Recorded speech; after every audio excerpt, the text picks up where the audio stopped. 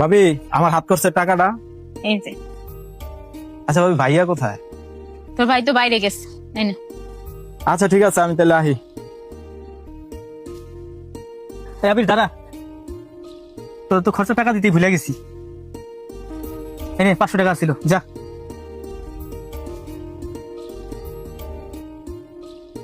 আবির দাঁড়া, আমার কাছে 200 টাকা আছে, আজকে এটা দিয়া চল। আচ্ছা ঠিক আছে ভাবি। আবির শোন, এই নি, এটা দিয়ে আজকে চল। আচ্ছা ঠিক আছে ভাই। সুমনা, আয় পড়ছেন আপনি? আজকে তো বেতন পাইছেন তাই না?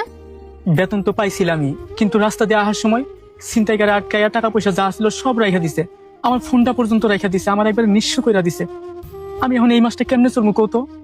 আমগো খাওয়া দাওয়া, আমার ছোট ভাইয়ের কলেজের খরচ আমি কই থেকে দিমু? আমি আসলে বুঝতে পারতেছি না এখন আমি কি করবো। আল্লাহর কাছে লাখ লাখ শুকরিয়া যে আপনার কিছু হয় নাই। আপনি কোনো চিন্তা করেন না, আপনি যে আমার খরচের লাগে টাকা দিতেন ওইখান থেকে কিছু টাকা আমি জমাইছি। আশা করি এই টাকাটা দিয়ে আবিরের এই মাসের কলেজের খরচ চলে যাবে। ভাবি ভাইয়া, তোমরা আমার কলেজের খরচ দিয়ে এত টেনশন করো না তো।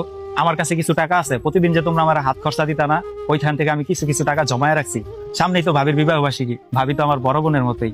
ওই জন্য চিন্তা করছি ভাবির একটা স্বর্ণের চেন গিফট করবো।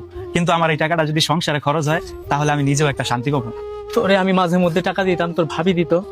এটা আমি মাঝে মধ্যে ভাবতাম যে এই টাকাগুলো নিয়ে কি আমার ছোট ভাই আজে বাজে খরচ করতেছে নাকি, কিন্তু না, তোর প্রতি কিন্তু আমার বিশ্বাসও আছিল।